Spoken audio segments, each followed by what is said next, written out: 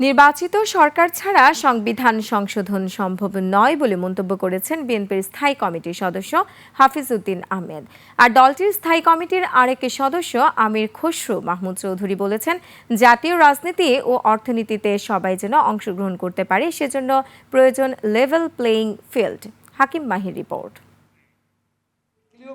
ওয়ালটন এখন দেশের সীমানা পেরিয়ে পৌঁছে গিয়েছে 50টিরও বেশি দেশে। ওয়ালটন, ঘরে ঘরে বিশ্বজুড়ে।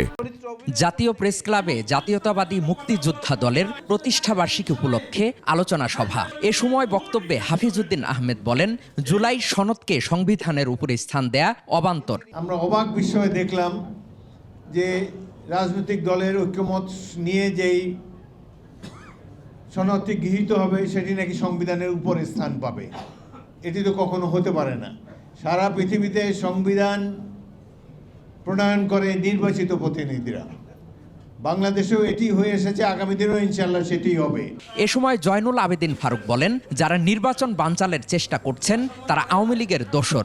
ছাত্র জনতার বিপ্লবকে সমর্থন দিয়ে আজকে এই পর্যায়ে এনে আবার যদি আরেকটি নির্বাচনকে বানচাল করার হীন প্রচেষ্টা করেন, তাহলে আপনাদেরকে আমি মনে করব আপনারা আওয়ামী লীগের। এদিকে গুলশানে এক যুব সমাবেশে প্রধান অতিথির বক্তব্যে আমির খসরু মাহমুদ চৌধুরী বলেন, গণঅভ্যুত্থানের পর দেশের মানুষের যে প্রত্যাশা তৈরি হয়েছে, রাজনৈতিক দলগুলো বুঝতে না পারলে তাদের কোনো ভবিষ্যৎ নেই।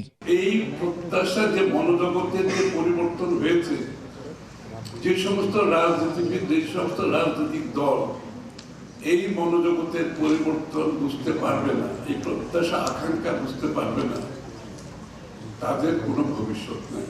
আগামী নির্বাচন কিভাবে হবে তা দেশের জনগণই নির্ধারণ করবে বলে জানান বিএনপি নেতারা।